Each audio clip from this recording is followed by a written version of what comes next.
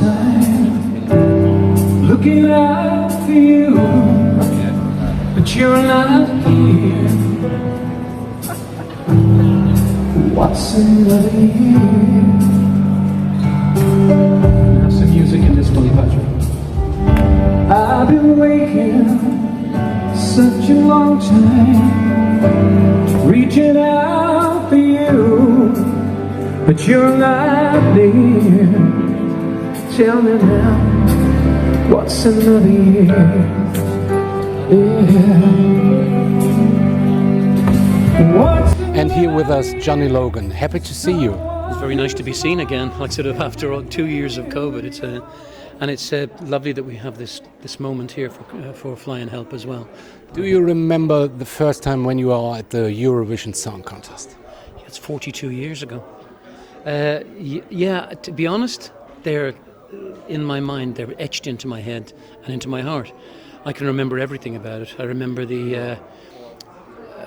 doing something in 1980 that no other artist did. And, back then it was live with a live orchestra. And I had never been outside of Ireland before I was 24 years old. And what I did was, when everybody was getting their makeup on, I sat on the stage and watched the audience come in. Because something inside me told me, if I can see the audience now, I won't get a shock when I come out later and sing for them. And that's why I think I was able to focus on my performance, because the shock of the audience, as a musician, walking out when you have a big audience suddenly, it can take your breath away. Your heart goes too fast, your throat dries up, all these kind of things. But it was a very intelligent thing to do for a young man, 24, even though I say so myself. Did you ever thought I could do that a second time? No, but I didn't think about winning, because I wrote Hold Me Now for me, and it got into the Eurovision by accident. The song was originally 6 minutes long, and I had to edit it down for 3 minutes. And when it got into the final of the National Song Contest, they announced the 6 final songs, and it wasn't one of them. And I thought, okay, it's not in. But then the director of the show called me up and told me it was the first one chosen, but the jury that listened to it wanted me to sing it. So it was the director of the television station and the jury asked me to sing it. It wasn't me that put myself forward. I would have been happy for someone else to sing it. But then when I did decide to do it, when I finally made up my mind, I try to describe it almost like a racing driver. It's not that you're going to win, or a boxer. It's that you're not going to lose.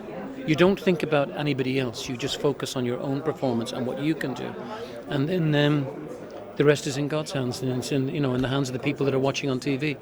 And I was, people would, if you go to the Eurovision, you always have so many people saying who the favourites are and who's not got a chance, and you're going to win, or you're going to be in the top 3 or whatever. I ignored all of that completely and just focused on myself, and then sort of just did the best performance I could, and it won. You've had a father who was a great singer. Great singer. But he was a greater man. Yeah. He was a lovely human being. Yeah. He was a lovely, very religious man, but a lovely human being. Was it a kind of difficult to be a singer in your own right when your father is that famous and good?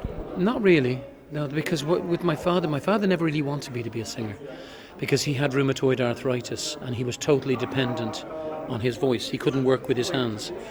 So he was very insecure. This is when I was growing up, and he didn't want this for me.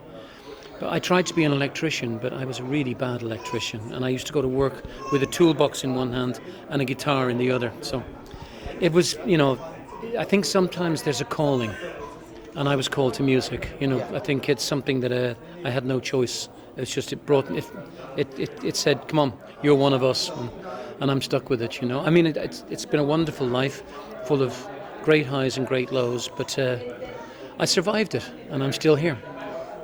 What I found very interesting was you were Arthur in a rock opera? Yeah, I played in, this was with Alan Parsons, and with, was it John Halliwell from Supertramp, and he was playing sax, and Martin Barr from Jethro Tull was playing guitar, and I played King Arthur. And the people that did it before were John Anderson from Yes, and I think Roger from Supertramp as well. So it gave me an opportunity to do my Robert Plant.